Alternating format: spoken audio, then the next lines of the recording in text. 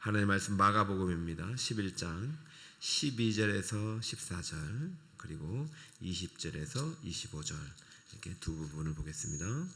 마가복음 11장 12절에서 14절과 20절에서 25절입니다. 자, 우리 한 목소리로 같이 읽겠습니다. 이튿날 그들이 베다니에서 나왔을 때에 예수께서 시장하신지라 멀리서 잎사귀 있는 한 무화과 나무를 보시고 그 나무에 가서 보신즉 잎사귀에 아무것도 없더라. 이는 무화과의 때가 아님이라. 예수께서 나무에 말씀하여 이르시되 이제부터 영원토록 사람이 내게서 열매를 따먹지 못하리라 하시니 제자들이 이를 듣더라. 20절입니다. 그들이 아침에 지나갈 때에 무화과 나무가 뿌리째 마른 것을 보고 베드로가 생각이 나서 여짜오되 라삐어 보소서 저주하신 무화과 나무가 말랐나이다. 예수께서 그들에게 대답하여 이르시되 하나님을 믿으라. 내가 진실로 너희에게 이르노니 누구든지 산더러 들리어 바다에 던져지라 하며 그 말하는 것이 이루어질 줄 믿고 마음에 의심하지 아니하면 그대로 되리라. 그러므로 내가 너희에게 말하노니 무엇이든지 기도하고 구하는 것은 받은 줄로 믿으라. 그리하면 너희에게 그대로 되리라. 서서 기도할 때에 아무에게나 혐의가 있거든 용서하라. 그리하여야 하늘에 계신 너희 아버지께서도 너희 허물을 사하여 주시리라 하시니라. 아멘. 오늘은 무화과를 저주하신 예수님에 대해서 함께 또 말씀을 나누고 은혜를 나누고자 합니다. 주일에는 예수님께서 예루살렘에 입성을 하셨어요. 그리고 또 백성들로부터 환영을 받으시고 또 인근에 있는 베다니에 가서 또 쉬시다가 어제 우리가 예수님께서 성전을 정화하신 이야기를 들었습니다. 화요일에는 무슨 일이 있었을까? 자, 화요일에는 예수님께서 무화과 나무를 저주하신 사건으로부터 해서 상당히 많은 일이 있었습니다. 그래서 우리가 수요일 날 내일은 사실 예수님께서 좀 침묵하신 날이에요. 특별히 하신 일은 없고 그래서 내일 좀 더 화요일 어떤 일을 했는지 전체적으로 살펴볼 텐데요. 오늘은 제일 먼저 화요일에 하신 일을 우리가 한번 살펴볼 거예요. 20절 한번 보십시오. 20절 그들이 아침에 지나갈 때에 무화과 나무가 뿌리째 마른 것을 보고 21 베드로가 생각이 나서 여짜오되 라삐어 보소서 저주하신 무화과 나무가 말랐나이다. 22절 예수께서 그들에게 대답하여 이르시되 하나님을 믿으라 라고 하십니다. 여러분 아침에 지나갈 때라는 것은 월요일날 성전을 정화하신 다음에 베단이라는 인근의 성 밖에 나사로와 마리아, 마리다 집으로 이렇게 전해지고는 있습니다. 그 집에서 이제 쉬다가 다시 예루살렘 성에 가서 사역을 하시려고 들어가는 길에 무화과 나무가 뿌리째 마른 것을 보게 된 것입니다. 그리고 이 무화과 나무가 저주하신 대로 저주해서 완전히 말라 죽은 것을 목격한 것이죠. 여러분 지금 여러분께서는 공생의 마지막 기적을 보고 계신 거예요. 예수님께서 이 땅에 오셔서 많은 기적을 행하셨죠. 이 책이라도 이 세상에서 하신 기적을 담을 수 없다고 하실 정도로 많은 기적을 하셨어요. 그분은 하나님의 아들이기 때문에 가능한 일입니다. 많은 기적을 행하셨는데 이제 마지막 십자가 부활이라는 정말로 큰 위대한 기적, 그 기적을 위해서 오신 것이죠. 그것을 행하기 전에 예수님께서 행하신 마지막 기적이다라고 할 수 있어요. 물론 나중에 말고의 귀를 고쳐준 것도 있는데 이런 우발적인 행동이기 때문에 예수님께서 구속사적 의미 그리고 예수님께서 십자가 부활의 의미를 설명하기 위한 마지막 기적으로서 무화과 나무 저주 사건을 여러분 보고 계신다라고 하시면 되겠습니다. 자, 그런데 여러분이 알다시피 이 지금 마가복음의 어떤 그 마가가 지금 이야기를 전개하는 것을 보면은 지금 무화과 나무가 저주한 사건이 지금 바로 윗부분에 보면 성전 청결과 같이 연결을 하고 있어요. 그것도 성전을 청결하신 다음에 무화과 나무 저주를 하시는 것이 아니라 무화과 나무를 저주하시고 성전을 청결하시고 무화과 나무가 저주한 것을 오늘 확인하고 있습니다. 배열을 좀 이해하셔야만이 여러분께서 이 순환 주간에 예수님께서 하루 1분 1초도 그냥 헛되이 쓰지 않으셨습니다. 저와 여러분을 위해서 1분 1초도 귀하게 사용하셨어요. 그러니까 오늘도 우리 이 시간이 귀한 것입니다. 자, 오늘 화요일 날 무화과 나무를 저주하신 대로 저주가 죽었는데 이 무화과 나무 저주 사건은 화요일 날 있는 것이 맞는데요. 이것을 저주하신 날은 어제 월요일이었습니다. 12절을 한번 보세요. 20절이죠. 12절이네요. 이튿날 그들이 베다니에서 나왔을 때에 예수께서 시장한지라. 이 이튿날이 이제 종료주일을 지나고 월요일 말입니다. 베다니에서 나왔을 때 시장한지라. 멀리서 잎사귀 있는 한 무화과 나무를 보시고 혹 그 무화과 나무에 무엇이 있을까 하여 가셨더니 가서 보신즉 잎사귀에 아무것도 없더라. 이는 무화과의 때가 아님이라. 예수께서 나무에게 말씀하여 이르시되 이제부터 영원토록 사람이 내게서 열매를 따먹지 못하리라 하시니 제자들이 이를 듣더라. 원래 주일 지나고 월요일 날 성전을 정하러 예루살렘 성으로 들어가기 전에 무화과 나무가 많은 것을 보신 것입니다. 월요일은 참 마음이 아픈 날이에요.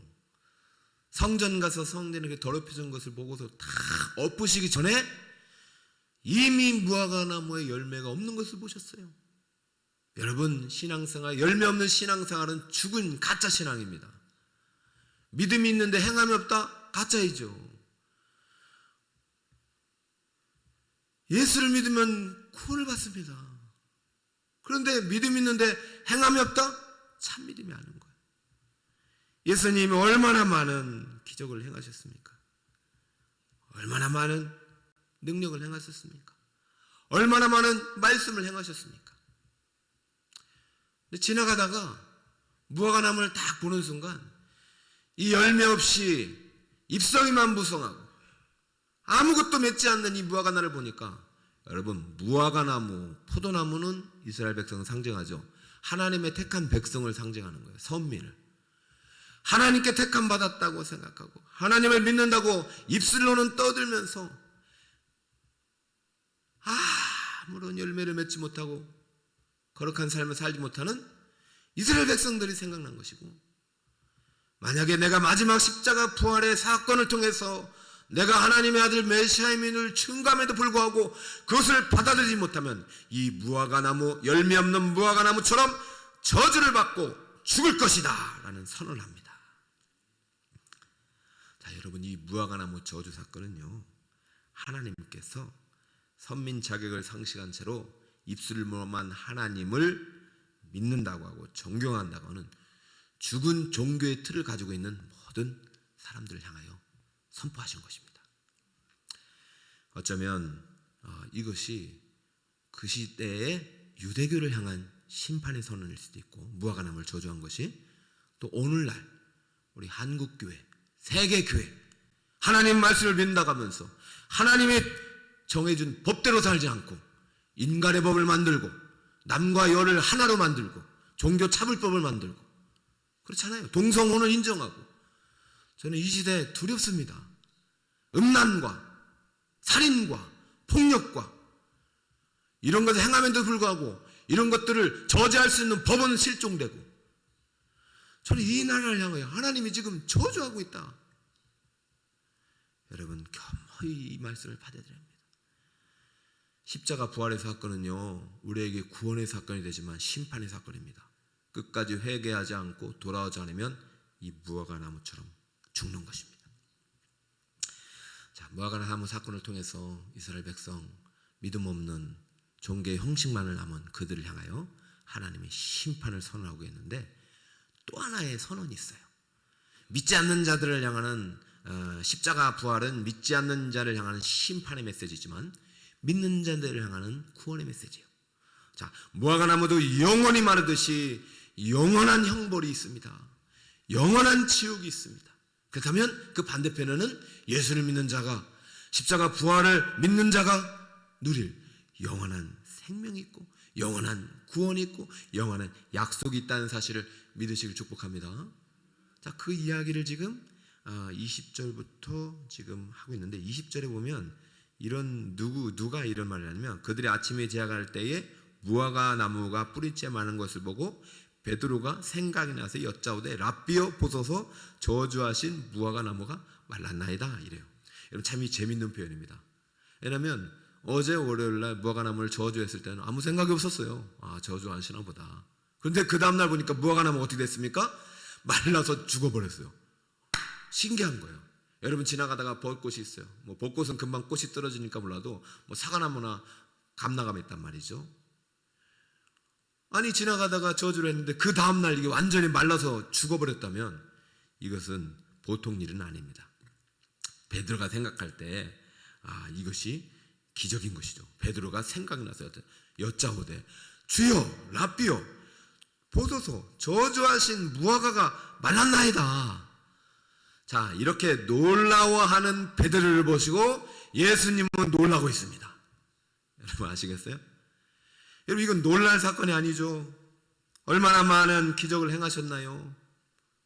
얼마나 많은 물을 포도주로 만든 사건으로 시작해가지고 눈먼 병자도 고치고 30편 된 병자도 고치고 물 위를 걸으시고 풍랑을 잠재우시고 오병이어를 일으키시고 죽은 나사로도 살리신 예수님이 무화과나무 저주 안에서 그 다음날 많은 게 뭘 대단한 기적입니까? 지금 베드로와 제자들은요, 예수님을 따라가는 목적이 잘못되어 있어요. 뭔가 예수님이 예루살렘 가면은 지금 청와대에 들어갈 것 같고, 예루살렘 가면 서울시장의 선거에 당선될 것 같은 그런 기대감으로 보좌관이나 하나 해야 되겠다 이런 생각밖에 없는 거예요. 영적인 생각들은 다 사라지고 무화과나무 마른 거 가지고 좋아하고 신기하는 그 베드로를 향한 22절, 예수께서 베드로와 그들에게 대답하여 이르되 하나님을 좀 믿어라. 이 녀석들아, 하나님을 좀 믿으라. 여러분, 이것이 예수님을 3년 동안 따랐던 베드로와 제자들의 모습이라면 참 신앙의 목적, 십자가 부활을 잃어버리고 살아가는 우리들의 모습이 될 수 있다는 사실을 알아야 합니다. 여러분, 우리가 예수를 믿으면서 예수님의 십자가, 예수님의 부활을 잃어버리고 산다면 똑같습니다. 어제 수많은 기적을 경험해도 오늘 예수님을 누군지를 잘 모르겠는, 신앙을 잃어버리고 살아갈 수 있는 존재가 바로 우리 죄인인 우리의 모습이라는 것입니다.